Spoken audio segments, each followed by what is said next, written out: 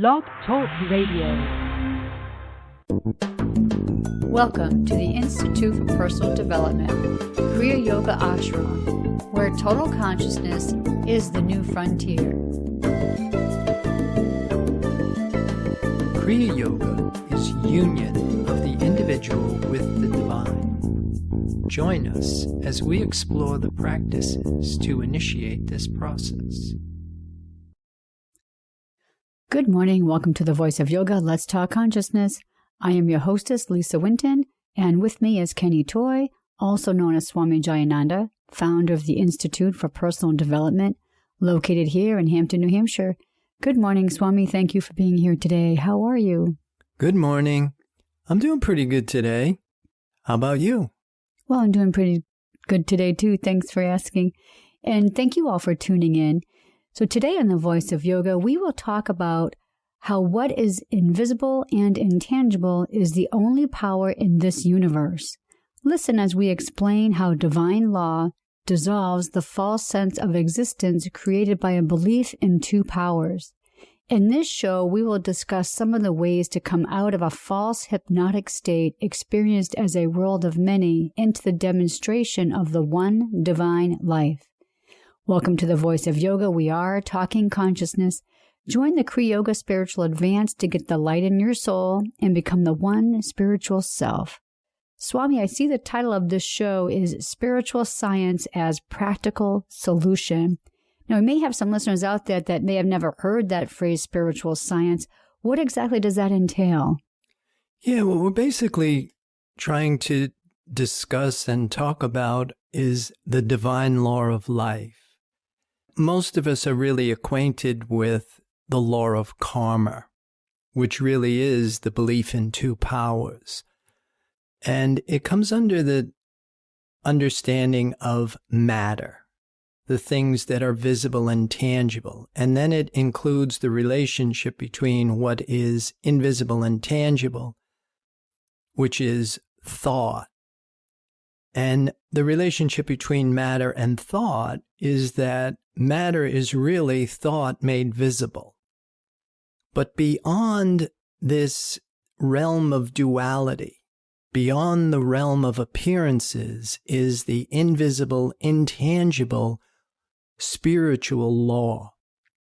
And so spiritual science is really the study of this spiritual law. And what we're really trying to do here is we're trying to learn all of the things that we can do to activate this spiritual law in our experience, because this is what Mary Baker Eddy found with her discovery of Christian Science. And it was all about the miracles that Jesus was performing, that she figured them out, that they weren't miracles, something that was abnormal and totally dependent upon Jesus as this image of a Son of God, but that he was actually demonstrating a principle, that it is a law. And she realized that in order for us to activate this spiritual law, we have to recognize it. We have to be aware of it in order to activate it in our experience. It's interesting, the word science, because when we hear that, we think of all the laws of the universe being proved by science. So science is our barometer for things that are right. So when we put that with the word spiritual, it kind of makes you want to think that, I may not have as much of a complete understanding of my spirituality as I should have or could have. Yeah, I think the distinction here is that most of our sciences are empirical, which means that those sciences said that anything that isn't verifiable through our senses has no validity. But spiritual science is really about the things that don't report in our five senses. And we're finding that even though 98% or 95% of this universe is invisible, there are force fields and energy systems that exist in them that are impressing upon us continuously. So the empirical sciences, the laws of matter and mind, they have their place, and they really correspond with this law of karma. For every action, there is an equal and an opposite reaction. Karma is the perfect accountant. Karma is whatever we're putting out is what we get back. But now what we're learning is that divine law or spiritual law, even though it doesn't report in our five senses, that if we cultivate a sensitivity for it, that we actually can trump the law of karma. We can come out of this false sense of existence that we actually think is real. And when we come out of that, then we start to see the truth of being. But we see a reality that has its origins in spirit. I have a question for you about karma. I was in a conversation with someone the other day, and we talked about karma, and the person I was talking to was making the statement, pretty much what you were saying, that what you put out is what you get back. So talking about actions and words. But then I had suggested that maybe it's not just actions and words, but it's also thoughts. And I just wanted to get your comments on that. Right. But thought comes under the realm of what is invisible but tangible. And that's what I'm really starting to find, that you really have to know the difference between thought and spirit. Because that is what in Kriya Yoga we call avidya, when we are mistaking what is impermanent for what is permanent. To be able to really do that with any kind of success, the thing that really has helped me a lot is in Revelations of St. John, in chapter 1, verse 10. St. John tells us, "I was in the Spirit on the Lord's day, and heard behind me a great voice as of a trumpet." And what he's basically saying here is that when it finally came to him that he knew and recognized the presence of Spirit, the Spirit within, that happens on what he called the Lord's Day, which really means that you now transcend time and space as we know it on a rational level, because Spirit is eternal and it is in the absolute. He heard behind him a great voice as of a trumpet. So when this distinction comes to us, when we finally find spiritual identity, there's really not going to be any mistake. But until we do that, it's very easy for us to mistake thoughts for what we think is spiritual. And I really like what Mary Baker Eddy said in her writings, in miscellaneous writing. She said, "Felt ye the power of the word?" And of course, the word really means the presence of Spirit. Because once we do that, then there'll be no mistake. So to clarify, if we have, let me just use the phrase, bad thoughts, that would not necessarily put us in a karmic situation. Well, to answer your question, it does. Thoughts, even good thoughts, can perpetuate your karmic situation. And that's probably one of the biggest obstacles to it, is most of us would be very happy if we could just get more of the pleasures and profits of the human experience. So as long as we can maintain this concept of good karma, then we're satisfied with it and we don't want to get out of it until that finite good soon becomes finite bad again. And that's when we go back on are searching and seeking and struggling to try and change that finite bad back to finite good. But in order to find the practical solution to it, the one answer to it is to really start to understand how to activate divine law in your experience.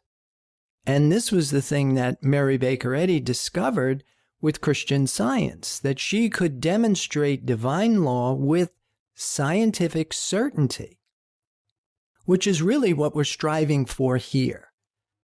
In order to really do that, there are a lot of things that actually have to be in place, because when spirit is cause, creation is perfect.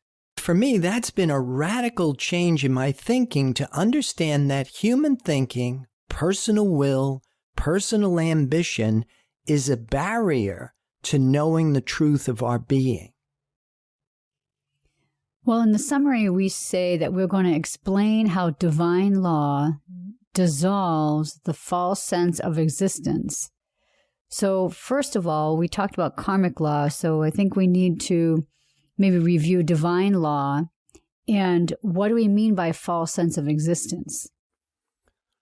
Yeah, when we identify with a physical body, when we are accepting the testimony of our five senses, this was quite a shock to me to realize that that is a false sense of existence. That is not the truth of our being. That it's only a concept about what is really there. And as long as I continue to accept that I am a physical body, that I have a personal sense of who I am, then I'm hypnotized. What that means really is that your identity is really being televised to you from the world mind. And you're accepting world thought, and it's really being disguised as what you think is your thought. But in order for us to come out of that, we have to latch on to something other than the belief in two powers. We have to get out of identity with duality. And this is where understanding ourselves spiritually comes in handy, because spirit moves from the rational, from duality, into the absolute, which is unity consciousness. Under the law of karma, there's this ongoing struggle between good and evil, right and wrong, life and death. But under the law of spirit, the divine law of life, the belief in one power, one divine life, there's no conflict. And this is the law of absolute life, eternal life. It's not a life that has an expiration date. Swami, I'm wondering if you could dig a little deeper for us in the phrase, when spirit is cause, creation is perfect. Yeah, perfection, and I really like the Sanskrit term purna, means perfect, but in their interpretation of it, it means to be whole, to be complete, fulfillment. And so spirit is fulfillment. Spirit is absolute. It's whole and it's complete. And everything that appears in our five senses is really just a concept about the perfection of being, the creation that has divine origins. That is experienced as in half. It's only part. It is a divided consciousness. And so if we accept the term that we tried to use here was the false image of the perfection of being, then we're in the trap. And it's really not until we learn what is the truth of our being will we be free from this ongoing struggle between good and bad and right and wrong. Well, this is a good place to pause to hear a word from our sponsors. Listeners, we'll be back with you in just a few moments.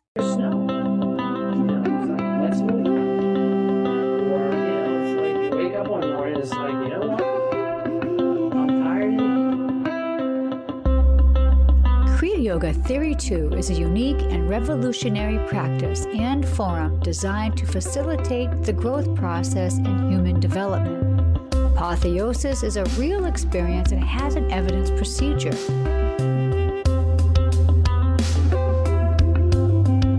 You cannot lead someone to permanent change by doing for them what they must do themselves. Personal accountability and responsibility are the foundation of Kriya Yoga Theory 2. You must be engaged and devoted. Prana power brings virtue to overcome fear, wisdom to overcome ignorance, purpose to overcome selfishness, enthusiasm to overcome laziness. Kriya Yoga is a path of action, knowledge, and devotion. These sessions are a celestial positioning system to guide the individual into union with the divine. For more information or to sign up for your next session online, go to www.ipdtransform.com. Namaste.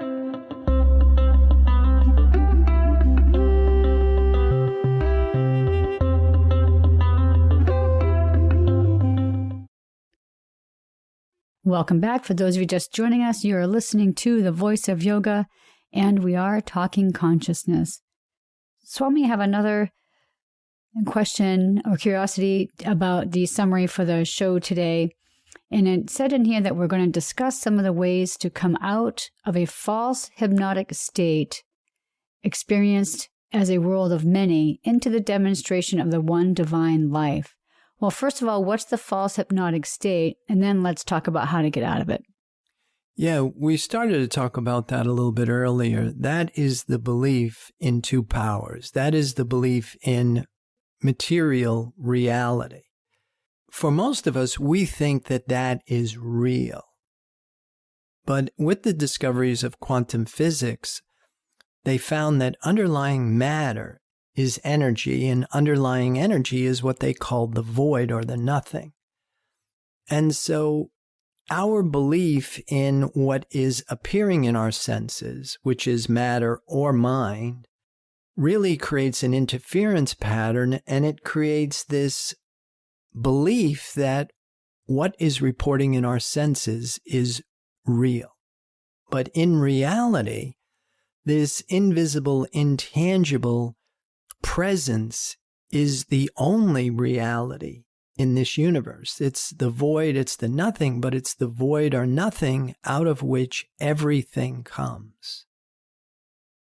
Well, now, earlier you had stated that any personal will and personal ambition is a barrier to knowing the truth of our being. So how do we go about our daily lives without exercising personal will or personal ambition? Yeah, and the Bible kind of tells us how to do that when it says we must put off the old man.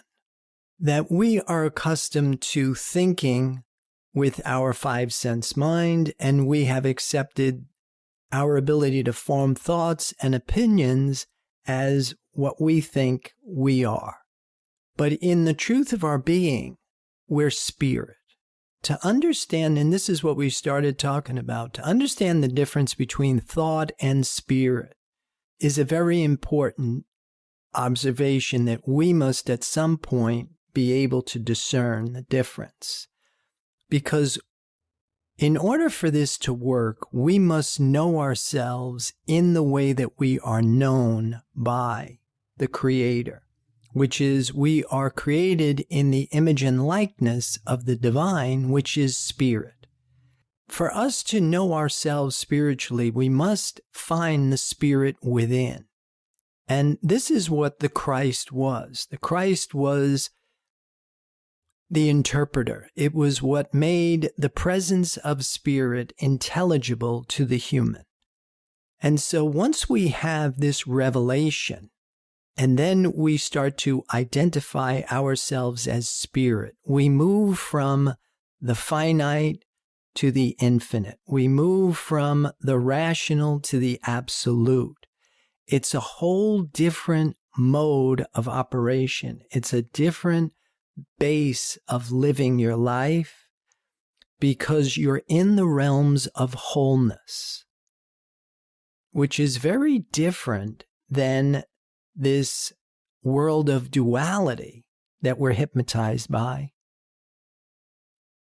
Yeah, and that word hypnotize is very interesting because I'm sure we've all seen, these entertainment shows where a person gets up on stage and they hypnotize a bunch of people and then they're doing things that they wouldn't normally do in a normal conscious awake state. So when you talk about us being hypnotized, it reminds me of that we're like lemmings just going about our business and not really understanding what it is that we're supposed to be doing. Right. And that's the truth of pretty much the world collective consciousness. Most of us are individualized from the world mind. And it's actually disguised, and we think that that's my thought. Whereas in order for us to really assume true identity, which is spiritual identity, from that vantage point, it dissolves a personal sense of I. It then allows you to step aside and then let divine mind, which is really the one mind, the only mind of this universe, take over the scientific government of your being. And then you are now under the jurisdiction of divine law, which means now you live your life according to the will of the Father. Do you recommend that before we take an action or maybe make some kind of a decision that we should maybe reflect and then really think about, is this my will or is this thy will? Right. And I really think that this is kind of like a venture that you really can't do in parts. You either have to put off the old man and assume spiritual identity, or you're going to be under the law of karma and you're going to continue to try and manage your circumstances and your conditions with your personal will. So earlier I had asked you a statement from the summary, and we talked about the false hypnotic state experienced as a world of many into the demonstration of the one divine life. Now, I know you talk about demonstration quite often. So how do we go about demonstrating the one divine life? Yeah, and this is what I think the whole dynamics of the miracle really is, that the message of the Christ was to heal the sick, reform the sinner, raise the dead. Unless you are really able to look at somebody who is in some sort of adverse condition and see them in the perfection of their being, to the extent that it changes how they perceive themselves, and then start to demonstrate the perfection of being, then chances are that you are still thinking that you're spiritual and not really able to prove this divine law. I know you have stated several times about us repenting, which means to think differently. Maybe you could drill down a little bit more about that. Yeah, this is what we have been talking about. We really have to come out of human thinking into what is called divine knowing. The three modes of mortal thought that are found in the mutable signs of Gemini, Virgo, and Sagittarius are the things that we really have to figure out. And in the framework of doing that, basically, the way that I've been working with it is to actually use the testimony of my senses to give me an understanding of what is it that I'm holding in my consciousness. that if I am seeing defects and imperfection in my external world, and even though I even personally may feel like I'm doing pretty good on a personal level, but if I'm still seeing sickness, suffering in the outside world, then I still have a belief in two powers. That I really haven't purified my consciousness of all of these human concepts, beliefs, and theories. And so that's one of the things that I've been really using the Kriya Yoga for, is to work on a regular basis of being able to spiritualize thought. And in this process of purifying thought of all of these concepts, beliefs, and theories, and to make your mind an avenue of awareness for divine mind, this truth of being, that creation, according to the divine law, is perfect. It is eternal. It is unchanging. But first we must recognize it and then imitate it to activate it in our consciousness. And so this is one of the reasons why the whole thing of be still, silence, absolute stillness is really the language of spirit. And for me to actually work on a regular basis with my human mind to try and imitate the presence of divine mind will at some point create this moment where you can invite spirit into your consciousness. And when this happens, then as far as my understanding is, it is I-19, bingo, the panel is wired. That you now understand what Jesus meant and what he was doing when he said, I and the Father are one. Well, in Kriya Yoga, we talk a lot about purification. So we're not just talking about purification of the body, but also of our thoughts and our mind.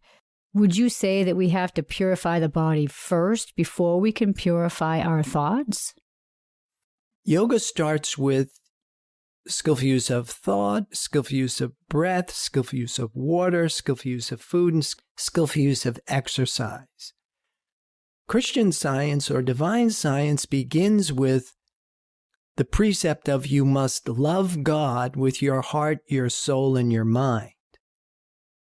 Now, of course, once you can internalize spirit as your source of validation, and you become addicted to the presence of spirit, to what is invisible and intangible is now what you are using to produce the feeling in your body that you're happy, you're special, that you're good enough, then you will be in a position where everything else loses its appeal for you, all the material things.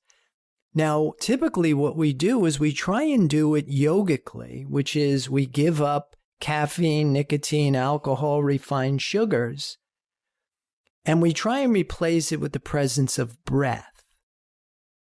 But what you're going to find is that you're still using something that is invisible but tangible to replace that which is really must be substituted with what is invisible and intangible, because that's the physics of spirituality. Like attracts like.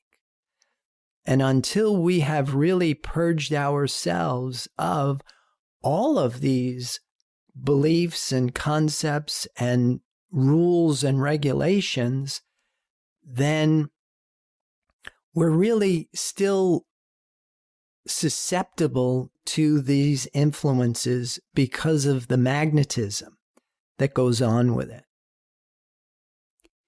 Well, thank you so much.